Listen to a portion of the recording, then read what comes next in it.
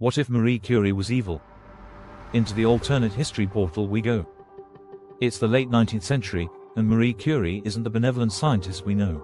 Instead of dedicating her genius to advancing medicine and technology, she becomes an ambitious mastermind, obsessed with power.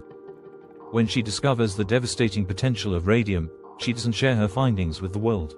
Instead, she hoards the knowledge, weaponizing radiation to secure her dominance.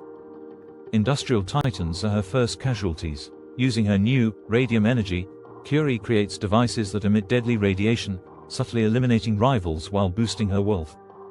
Factories glow ominously under eerie green light, and competitors mysteriously vanish.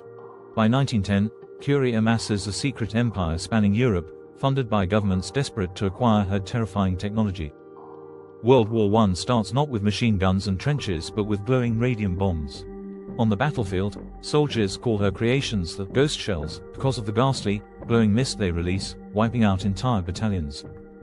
The war is shorter but far deadlier, and by the end, nations tremble at the mere mention of her name. Curie's influence grows unchecked. By the 1920s, she builds a massive, lead-shielded fortress deep in the Alps, her infamous radium citadel. From there, she manipulates global politics, supplying weapons to the highest bidder.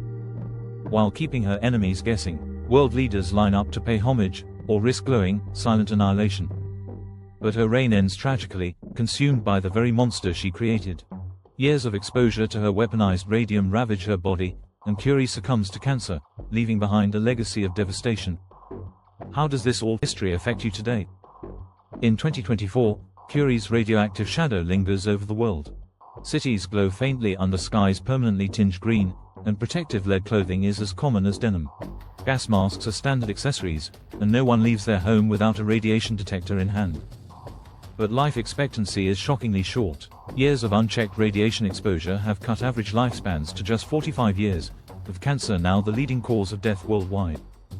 Energy isn't a problem, nuclear power dominates, and radium provides endless illumination.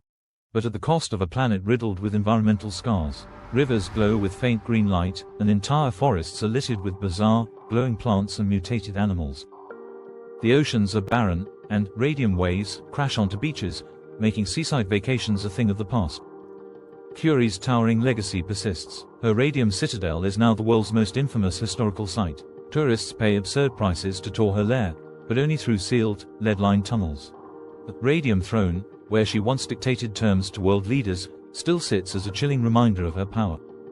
Entertainment has adapted, too. Radiation-resistant sports dominate pop culture. The most popular event, Glowing Gladiators, features athletes in fluorescent lead armor battling in arenas bathed in UV light. The crowds, clad in hazmat suits, cheer wildly for the radioactive showdowns. Even the mundane is surreal. Glow-in-the-dark home decor is no longer a trend, it's essential.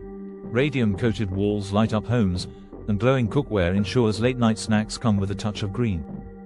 Glow sticks are a status symbol, crafted with tiny amounts of radium for the perfect shine. They come with a warning: use sparingly to avoid exposure. Would you want to live in this alternate timeline? Let us know your thoughts down in the comments, and if there's an alternate scenario you'd like us to explore, we'd love to hear it. And remember to hit that like button and subscribe so you never miss another adventure.